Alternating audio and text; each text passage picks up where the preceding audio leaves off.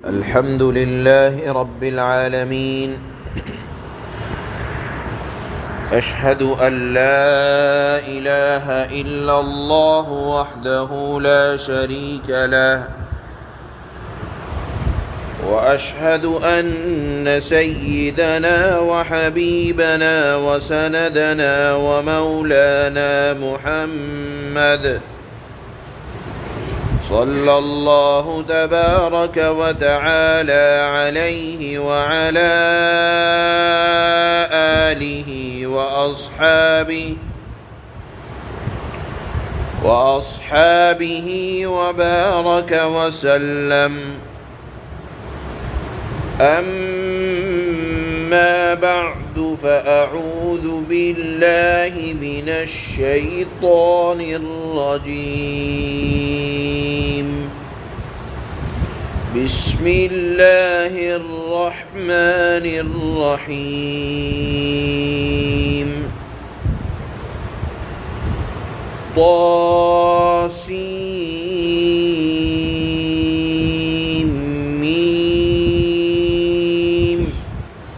تلك آيات الكتاب المبين. صدق الله مولانا العلي العظيم.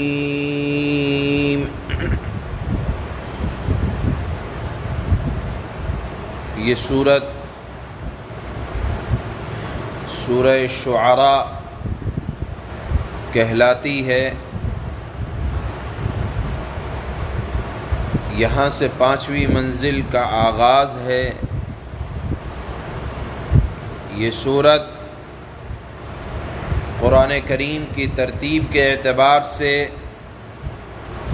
تو 26ویں نمبر پر ہے، یعنی قرآن کریم کی یہ 26ویں سورت کا آغاز ہے، لیکن نازل ہونے کے اعتبار سے یہ سورت 56ویں نمبر پر ہے، اور 55 صورتیں اس سے پہلے نازل ہو چکی تھیں، اور 56ویں نمبر پر یہ سورت اللہ کے نبی صلی اللہ علیہ وسلم کے اوپر نازل ہوئی. مفسرین حضرات نے لکھا ہے کہ یہ سورہ طٰہٰ کے بعد نازل ہوئی، اور سورہ طٰہٰ کے بارے میں یہ بات کنفرم ہے کہ سورہ طٰہٰ حضرت عمر رضی اللہ تعالی عنہ کے اسلام لانے سے پہلے نازل ہو چکی تھی. وجہ یہ ہے کہ حضرت عمر رضی اللہ تعالی عنہ سورہ طٰہٰ کو سن کر ہی ایمان لائے تھے. تو یہ سورہ شعراء یہ سورہ طٰہٰ کے بعد نازل ہوئی. گویا کہ یہ سورت مکی دور کے درمیانی دور کی ہے، درمیانی زمانے کی ہے. یہ ایسے دور کی سورت ہے کہ جس وقت کفار مکہ آپ کی دعوت کے بڑے زور و شور سے مخالفت کرتے تھے، اور یہ کہا کرتے تھے کہ آپ ہماری پسند کے مطابق معجزات دکھلائیں. مثال کے طور پر کہا کرتے تھے یہ مکہ کے پہاڑ ہیں، یہ سونے کے بنا دیے جائیں. کہا کرتے تھے کہ یہ ریگستانی علاقہ ہے، یہاں سبزہ اگا دیا جائے. کہا کرتے تھے کہ یہاں سے ندی اور نالے پھیلا دیے جائیں، اگر آپ نبی ہیں تو یہ کر کے دکھائیں. اسی طرح ان کو اپنی مکہ والوں کو اپنی عربی پر اور اپنی شاعری پر بڑا ناز ہوا کرتا تھا. وہ یہ کہا کرتے تھے کہ ہم تو فصاحت و بلاغت ہم سے اچھا عربی کون بولے گا، ہم سے اچھا کلام کون کہے گا. اور مکہ میں باقاعدہ مشاعرے ہوا کرتے تھے جس میں واہی تباہی، عاشقی کی باتیں، دنیا طلبی کی باتیں، اس کے علاوہ ان اشعار میں کچھ ہوا نہیں کرتا تھا، یا خاندانی وجاہت یا خاندان کی تعریفیں اور زمانہ جاہلیت کی باتیں ہوا کرتی تھی ان اشعار میں۔ تو ان کو اپنے اشعار پر بڑا ناز ہوا کرتا تھا، اپنے کلام پر۔ جب قرآن کریم نازل ہونے لگا تو یہ آیتیں چھپ چھپ کے سنا کرتے تھے، لیکن قرآن کا اعجاز یہ تھا کہ ایک آیت کا توڑ بھی وہ پیش نہ کر سکتے تھے۔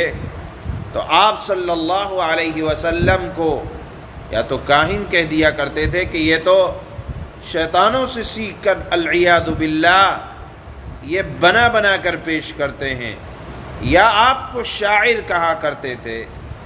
چنانچہ اللہ نے اس سورت کا نام سورہ شعراء اسی وجہ سے رکھا کہ اس سورت کے آخر میں اللہ نے شاعروں کی اصل حقیقت کو بیان کیا ہے کہ کہاں شاعر اور کہاں اللہ کا یہ کلام کوئی مناسبت ہی نہیں ہے، کہاں شاعر، کہاں یہ اللہ کا کلام اور کہاں کاہنوں کا کلام، کہاں شیاطین کا کلام، کوئی مناسبت ہی نہیں ہے۔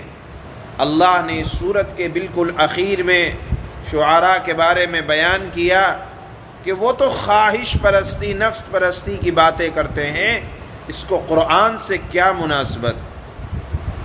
اسی مناسبت سے اس سورت کا نام سورہ شعراء اللہ کی طرف سے رکھا گیا ہے۔ اس سورت کے اندر اللہ نے کائنات میں پھیلی ہوئی اللہ کی قدرت کی نشانیوں کی طرف توجہ دلا کر اشارہ فرمایا ہے کہ اگر کسی کے دل میں انصاف ہو اور وہ سچے دل سے حق کو تلاش کرنا چاہتا ہو تو اس کے لیے اللہ کی طرف سے قدرت کی یہ نشانیاں توحید کو ثابت کرنے کے لیے کافی ہیں، اور اسے کسی نئے معجزے کی تلاش کرنے کی ضرورت نہیں ہے۔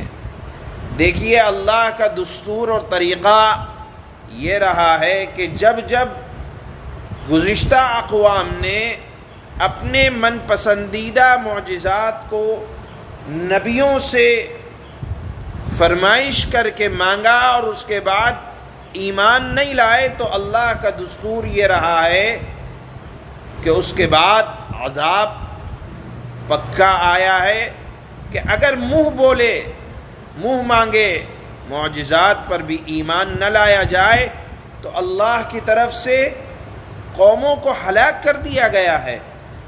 اس بات کو ثابت کرنے کے لیے اللہ نے 7 پیغمبروں کی قوموں کے حالات اس سورت کے اندر بیان فرمائے ہیں۔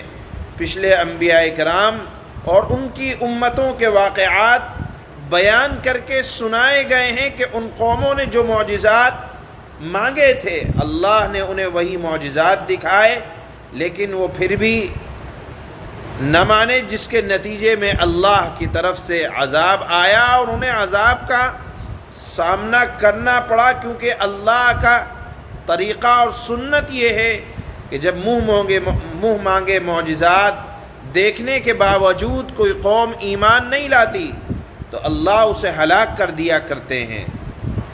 اس بنا پر کفار مکہ کو مہلت دی جا رہی ہے کہ وہ نئے معجزات کا مطالبہ کرنے کے بجائے توحید و رسالت کے دلائل پر کھلی آنکھوں سے غور کر کے ایمان لے آئیں اور ہلاکت سے بچ جائیں۔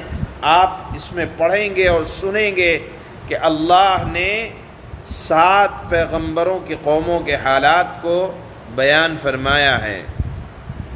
اور اخیر میں پھر میں نے جیسے کہا کہ اللہ کے نبی صلی اللہ علیہ وسلم کو جو کاہن کہا گیا، جادوگر کہا گیا، آپ کو شاعر کا نام دیا گیا، تو سورت کے آخری رکوع میں اللہ نے ان باتوں کو دلیل سے رد فرمایا ہے اور بتایا کہ کاہنوں شاعروں کی خصوصیات بیان کر کے کہ ان میں سے کوئی بات آقا نامدار جناب رسول اللہ صلی اللہ علیہ وسلم کے اندر نہیں پائی جاتی۔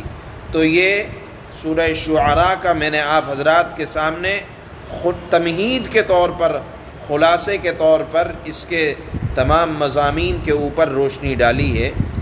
یہ سورت اتنی بات واضح ہو گئی کہ یہ مکہ کے انتہائی پرفتن دور کی صورت ہے کہ جس میں اللہ کے نبی صلی اللہ علیہ وسلم مکہ والوں کے ایمان لانے کے اتنے خواہش مند رہا کرتے تھے کہ قرآن کی آیت آپ دیکھیں کہ قرآن کا انداز یہ ہے کہ اللہ فرماتا ہے لعلک باخع نفسک الا یکونوا مؤمنین، اے پیغمبر شاید آپ تو ان کے غم میں اپنی جان ہلاک کیے جا رہے ہیں کہ یہ لوگ ایمان کیوں نہیں لاتے۔ اللہ کے نبی صلی اللہ علیہ وسلم اتنے کفار مکہ کی طرف سے اپنے آپ کو، اپنی تعلیم کو یا اپنی ذمہ داری کو ادا کرنے کے خواہش مند رہتے تھے کہ سمجھتے تھے کہ اگر یہ ایمان نہیں لائیں گے تو ایسا محسوس ہوتا تھا کہ جناب رسول اللہ صلی اللہ علیہ وسلم اپنے آپ کو بھلائے جا رہے ہیں۔ سورت کے آغاز میں اللہ نے پہلے یہ بتلایا کہ دیکھو یہ قرآن، یہ کتاب، یہ اس کتاب کی آیتیں ہیں جو حق کو واضح کرنے والی ہے۔ یعنی قرآن کا مضمون ایسا نہیں ہے کہ کوئی کل کو کھڑا ہو اور یہ دعویٰ کر دے کہ ہمیں تو سمجھ میں نہیں آتا۔ قرآن کی آیتیں بڑی واضح، قرآن کہنا کیا چاہتا ہے آپ اگر اس کے مضامین کو پڑھیں گے تو ایک منٹ میں یہ بات سمجھ میں آ جائے گی کہ قرآن کے اندر توحید کی دعوت، جناب رسول اللہ صلی اللہ علیہ وسلم کی رسالت کے مضامین، قیامت کے متعلق آیات، جہنم کا ذکر، جنت کا تذکرہ، اور پھر حساب و کتاب کے بارے میں اللہ نے قرآن کریم کے اندر واضح فرمایا، گزشتہ اقوام کے حالات کو بیان کر کے ان سے سبق حاصل کرنے کو بیان فرمایا۔ یہ قرآن کے بنیادی مضامین ہیں، ان کے بارے میں کوئی یہ نہیں کہہ سکتا کہ یہ باتیں تو ہمارے سمجھ میں نہیں آتی۔ اسی کی طرف اللہ نے ارشاد فرمایا اس سورت کی پہلی آیت میں کہ یہ اس کتاب کی آیتیں ہیں جو حق کو واضح کرنے والی ہیں۔ یہ سورت کے اندر 247 آیتیں ہیں اور 11 رکوع ہیں، 5689 حروف اس سورت کے اندر آئے ہیں۔ قرآن کا ایک اعجاز یہ بھی ہے کہ ایک ایک حرف جو جناب رسول اللہ صلی اللہ علیہ وسلم پر نازل ہوا تھا وہ محفوظ ہے۔ مفسرین نے اس کے حروف کی تعداد تک کو محفوظ کر رکھا ہے کہ یہ اللہ کا کلام ہے، نہ تو ایک حرف زائد ہو سکتا ہے اور نہ کم ہو سکتا ہے۔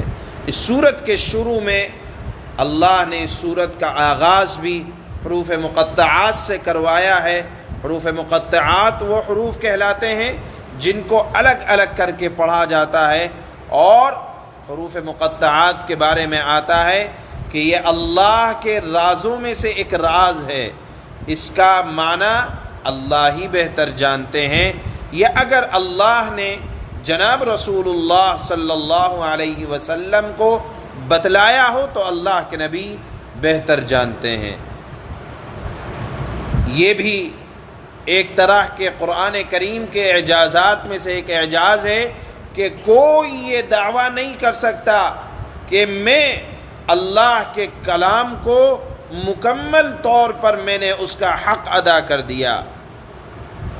اگر کوئی سمجھ بھی جائے پورا معنی تو بھی یہ دعویٰ درست نہیں ہوگا کہ اللہ کے مکمل کلام کو میں نے اس کا حق ادا کر دیا سمجھ کر۔ کیونکہ حروف مقطعات کے معنی کیا ہوا کرتے ہیں؟ وہ اللہ ہی بہتر جانتے ہیں. یا اللہ نے کیوں نہیں بتلایا، اس کی حکمت کیا ہے، اللہ بہتر جانے اور اللہ کے رسول بہتر جانے. جب بھی سورت کے شروع میں یہ حروف آتے ہیں تو حضرات مفسرین یہ بات کہتے ہیں کہ اللہ بہتر جانتا ہے کہ اس کے معانی یا اس کے معنی کیا ہیں. اس لفظ سے اس سورت کا آغاز ہو رہا ہے. چنانچہ فرماتے ہیں اللہ طاسیم میم تلک آیات الکتاب المبین. طاسیم میم، اس کے معنی ٹھیک ٹھیک مطلب اس کا اللہ کے سوا کوئی نہیں جانتا. یہ اس کتاب کی آیتیں ہیں جو کتاب حق کو واضح کرنے والی ہے. یعنی یہ آیتیں کسی شاعر کا کلام نہیں ہے، کسی کاہن کا کلام نہیں ہے، یہ اس کتاب کی آیتیں ہیں جو حق کو واضح کرنے والی ہیں. سبحان اللہ.